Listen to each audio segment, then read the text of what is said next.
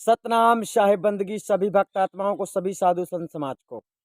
आज हम आप लोगों को बतलाएंगे मोक्ष का अर्थ क्या होता है। जी हाँ, मोक्ष का अर्थ जो होता है, अगर आप इसको समझ पाएंगे तो शायद आपको कुछ जागृति मिल जाए, अर्थात आपके अंदर के भ्रम का नाश हो जाए, अगर आप इस शब्द के सही भावार्थ को समझते हैं तो। जी हाँ, मोक्ष एक शब्द है और ये किस जगह में फिट होता है और इसका सही अर्थ क्या होता है। जब तक इसका सही अर्थ नहीं जानोगे तब तक लोग आपको भ्रमित करते ही रहेंगे। जी हाँ, जैसे करते आए हैं, सदा से करते आए हैं और सच्चा ज्ञान ना मिलने के कारण, सच्चा ज्ञान ना होने के कारण आप लोग भी दर दर की ठोकरें खाते रहते हैं। यानी कि खास तौर से इस संसार में मोक्ष रूपी ज्ञान जो बांटने वाले लोग हैं, जो परपंची गुरुआ हैं, जो झूठ बोलते हैं, जो मतलब मोक्ष आपको दिला नहीं सकते, मोक्ष दिला नहीं सकते। ठीक है, आपको पता नहीं है इसलिए आपको ऐसा लगता है, आप मनमानी विचार जो रखते हैं अपने अंदर, इस प्रकार से मोक्ष होगा, ऐसा करने से मोक्ष होगा। सो पहले यहाँ पर आप मोक्ष का अर्थ ठीक तरह से समझ लीजिए कि मोक्ष होता क्या है, मोक्ष का अर्थ क्या है। मोक्ष शब्द की यहाँ पर हम आपको व्याख्या बतला रहे हैं, जिसमें आपको अपना दिमाग अलग से लगाकर सोचने की आवश्यकता नहीं है। जो शब्द का अर्थ है यहाँ पर हम आपको वही बतला रहे हैं। मोक्ष शब्द में जो मोह शब्द आया है, मोह शब्द स्वयं मेरे लिए या कि आपके लिए है, यानी मैं, मेरा या कि मैं। मोह, मोह शब्द संकेत कर रहा है मेरे लिए, मतलब मेरा या कि आपका। ठीक है, अब जो दूसरा शब्द बचता है कक्ष, मोह धन कक्ष। कक्ष का मतलब होता है स्थान। ठीक है, नहीं कहते आदमी शयन कक्ष, विश्राम कक्ष, भोजन कक्ष, ऐसा इसको एक स्थान बतलाया गया है, यानी एक निजी स्थान। अब जो निजी स्थान की बात होती है, मोक्ष की जो बात हो रही है, मेरा स्थान, यहां पर आपको ठीक से समझना है, मेरा स्थान। इस संसार में भटकने वाले समस्त लोग अपने स्थान को भूल चुके हैं। अपना स्थान क्या है, अपना स्थान। अब यहां पर हम आपको ठीक से समझाते हैं, आपको ठीक से समझना है। मेरा स्थान, ठीक है, फिर आपको जानना है, पहले तो आप ये समझ लो आप स्वयं का अपना स्थान भूल चुके हो, जहां से आप आए हो। ठीक है, अब इसके बाद हम आगे चलते हैं। मेरा स्वरूप, आपका निज स्वरूप भी आप भूल चुके हो। ठीक है, मेरा स्थान और मेरा स्वरूप, ठीक है ना, आप भूल चुके हो। अब तीसरी बात आती है मेरी अवस्था। ठीक है, ये तीनों बातें एक ही जगह पर सेट होती हैं। आपकी अपनी अवस्था, जो आपकी आत्मसत्ता की अवस्था थी, चेतन आत्मा की जो अवस्था थी, उस अवस्था को खो जाने के कारण आप इस संसार में दर दर की ठोकरें खा रहे हैं। इस संसार के लोग, परपंची गुरुआ लोग आप लोगों को भटका रहे हैं, यानी माया की ओर आपको ढकेल रहे हैं। और हमारा कोशिश है, हमारा कार्य है आपको सत्य ज्ञान से, इस असत्य ज्ञान रूपी जो सागर में तुम फंसे हुए हो, इस संसार से सत्य ज्ञान से तुम्हें पकड़ा के, अर्थात तुम्हें सत्य ज्ञान में चलाकर, उस असत्य ज्ञान से तुम्हें छुड़ाकर, और आप लोगों को अपने निज स्थान, अपना निज स्वरूप, अपने निज अवस्था को धारण कराना हमारा कर्तव्य है। अर्थात एक गुरु का यही धर्म होता है कि शिष्य को सकल कौशल विद्या सिखलाकर उसे निपुण कर देना। तो गुरु आपको वह पद, वह स्थान दिलाता है जिसे मोक्ष कहते हैं। ध्यान रहे, मोक्ष बिना गुरु के संभव नहीं है। इस संसार में कोई भी ऐसा मंत्र नहीं है जिसके जप करने से मुक्ति होती है, ध्यान रहे। हाँ, लेकिन सार शब्द जो है, जो सार शब्द महाचेतन सतपुरुष परमात्मा का ज्ञान साहेब सदगुरु कबीर ने दिया है, नि अक्षर शब्द, वह शब्द जब आपको प्राप्त हो जाता है तो उस समय आप पौ माया से मुक्त हो जाते हैं। लेकिन मतलब जो 52 अक्षरी मंत्र हैं, जो संसारी लोग, भ्रमित करने वाले लोग देते हैं, कोई 1 अक्षर का देता है, कोई 2 अक्षर का देता है, ये समस्त अक्षर के बंधन से आप लोग आजाद हो जाते हैं जिस समय आपको सार शब्द की प्राप्ति होती है। और सार शब्द मात्र 5 सेकंड में प्राप्त होता है, ये भी आपको ध्यान रखना है।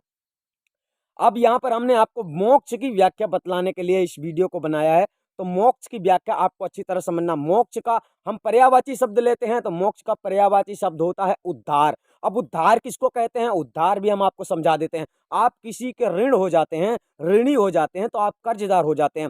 अगर आप उसका कर्ज वापस कर देते हैं तो आप उससे उद्धार हो जाते हैं, उससे बंधन से मुक्त हो जाते हैं। ठीक इसी प्रकार आपने इस संसार में लेखा जोखा जो होता है संसार में, आप वर्तमान में भी आप देख सकते हैं कि अगर आपने किसी से कुछ लिया है तो वो आपसे मांगेगा ही, और जब भी वो आपसे मांगेगा, अगर आप नहीं दे पाएंगे तो आप उसके सामने हाथ जोड़ लेंगे कि भैया अभी नहीं है, थोड़े दिन बाद मैं दे दूंगा, कुछ समय के बाद मैं दे दूंगा। यानी आपको झुकना ही पड़ता है।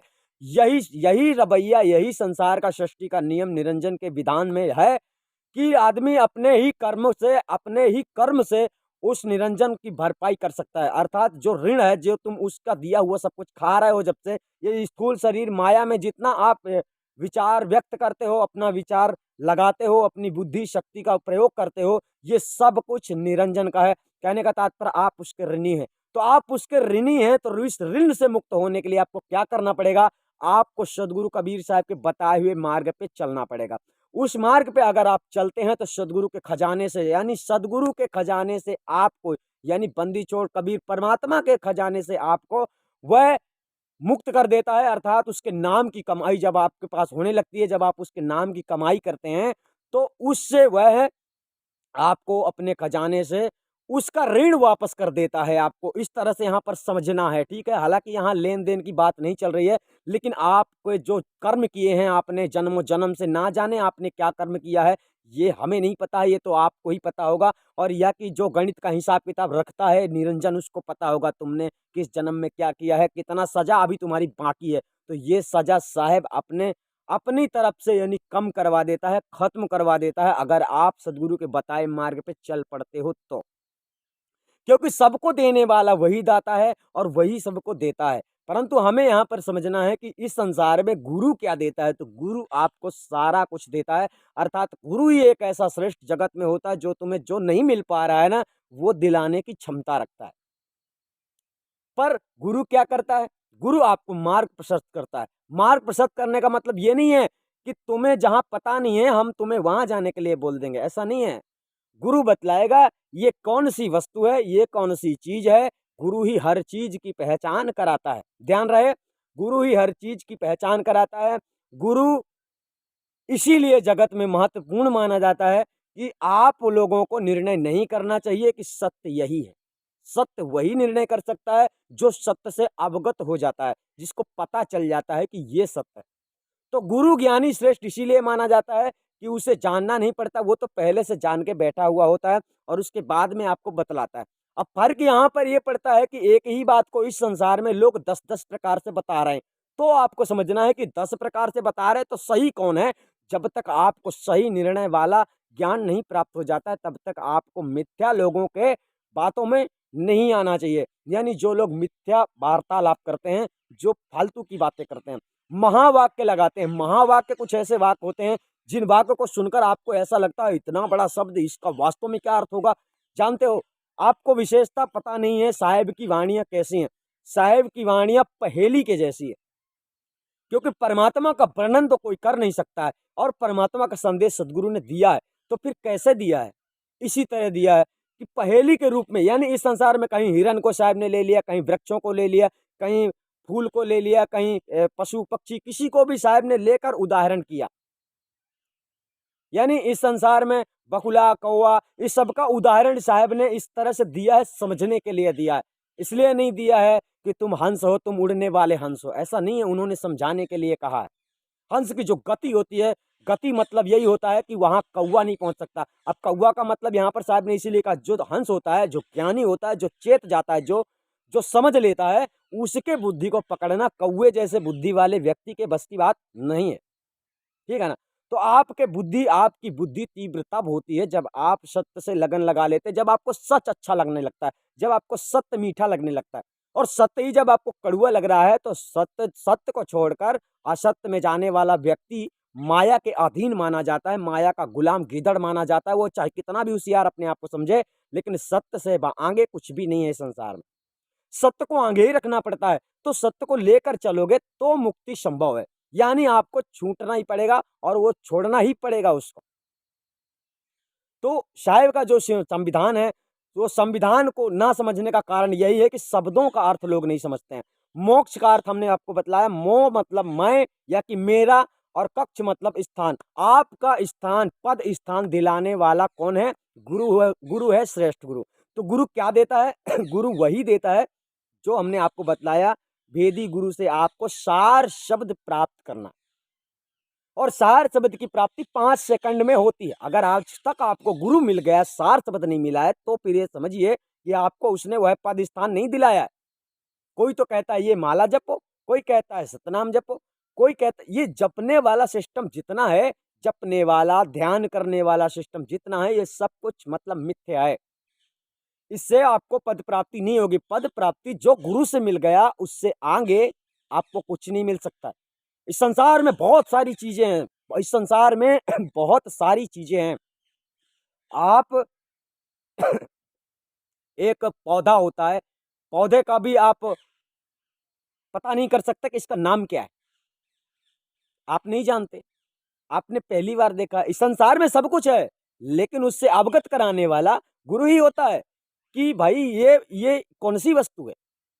ठीक है, अपने से तुम एक मच्छर को भी नहीं जान सकते। मच्छर मतलब बोल तो देते हैं मच्छर, जिसने कभी मच्छर देखा ही नहीं है तो वो तो यही बोलेगा ये कौन है काट रहा है मेरे को। तो दूसरा आदमी तुमको जब बताएगा अरे ये तो मच्छर है, तभी तुमको पता चलेगा। यानी आपको सीधी सी बात ये समझना है कि जितनी बातें गुरु बतला देता है, उतनी ही बातें आप जान लेते हो, उसके आगे आप नहीं जान सकते हो। अगर क्योंकि आप लोगों को इस संसार में लोग अनुभव के चक्कर में ढकेल देते हैं, और अनुभव का सही भावार्थ नहीं बतलाते हैं, सही उसकी वास्तविकता को नहीं जानते हैं, अनुभव का अर्थ नहीं जानते हैं, तो आप लोग भी भटकते रहते हैं। अनुभव का मतलब क्या है ना? तो अनुभव आप लोग समझ लेते हैं, अनुभव ज्ञान से परे माना जाता है। ठीक है ना? और अनुभव कभी सत्य नहीं होता, ये भी ध्यान रखना।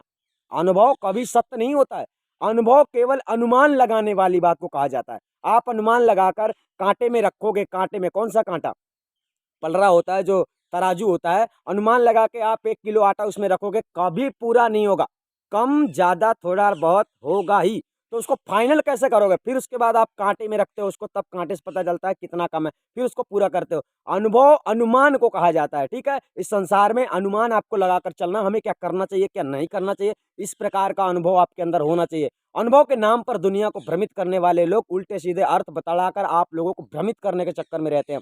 परंतु यहाँ पर हम आपको मोक्ष का जो भावार्थ बतला रहे हैं, मोक्ष का और मुक्ति का, तो मुक्ति का भी अर्थ हमने बतला दिया है, परंतु यहाँ पर मोक्ष का चल रहा है। मोक्ष, मुक्ति, उद्धार, ये सारी चीजें मोक्ष के पर्यायवाची शब्द।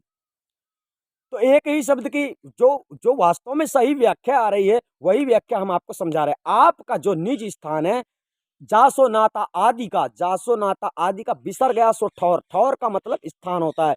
बिसर गया, वो स्थान आप भूल गए, वो जगह आप भूल गए। ठीक है, तो वो जगह साहब ने कह दिया, तो वो जगह के चक्कर में आप लोग ऐसा मत सोचिए कि इस संसार से कहीं कुछ बहुत दूर है वो, ऐसा नहीं है। आपकी निज अवस्था, आपकी वह अवस्था कौन सी थी, कैसी थी, जब आप अपने आप में स्थित रहा करते थे, परमात्मा में आनंदमय रहते थे। ऐसा कौन सा वो जगह, कौन सा स्थान है? तो वह स्थान शब्द है। ठीक है, और वह शब्द सार शब्द महाचेतन सतपुरुष परमात्मा है। परंतु उसमें रमण होने के लिए, उसमें स्थायी रुकने के लिए, उसमें स्थायी ठहरने के लिए तुम्हें काबिलियत बनना है। और तुम्हें इस संसार से, माया मोह से छूट नहीं पा रहे। ये सोच मतलब माया मोह से जब तो आप छूट नहीं पा रहे, आपका मन बार बार संसार की ओर दौड़ रहा है, सुख की ओर दौड़ रहा है, धन दौलत की ओर दौड़ रहा है, परमात्मा की ओर नहीं दौड़ रहा है, तो आप मोक्ष प्राप्त कर लोगे, ये आपका भ्रम ही हो सकता है, सत्य नहीं हो सकता है। ठीक है ना? आपको सरल शब्दों में समझना चाहिए। साहब ने कहा है, गुरु गोविंद दो खड़े काके लागू पाए। बलिहारी गुरु आपने गोविंद दियो मिला, परमात्मा को गुरु ने मिला दिया। और जब परमात्मा को गुरु ने मिला दिया, तो फिर बताइए कौन सा नाम जपना है, किस लिए जपना है, किस लिए लोग जपते हैं, किस लिए जपवाते हैं? ये साले सभी पाखंडी लोग जपते रहते हैं और जपवाते रहते हैं। इन्हें ना परमात्मा मिलता है, ना ये किसी को परमात्मा मिला सकते हैं। इसी प्रकार से साहब कहते हैं कि मतलब आप लोग भ्रमित मत होइए। जो सारस्वत महाचेतन सतपुरुष परमात्मा सच्चे वेदी सदगुरु से प्राप्त करके अपने भ्रम का अंत करें। आपके अंदर जो भ्रम रूपी कीड़ा है वो मर जाएगा, इसके बाद में वो जन्म नहीं लेगा और आप भी जन्म नहीं लेंगे। समझ गए? सतनाम साहिब बंदगी, मोक्ष का यही अर्थ होता है। और अगर आपके समझ में नहीं आता है तो आप फिर भी इस वीडियो के माध्यम से इस वीडियो की जानकारी और भी प्राप्त कर सकते हैं अलग से, सतनाम साहिब बंदगी संपर्क करके।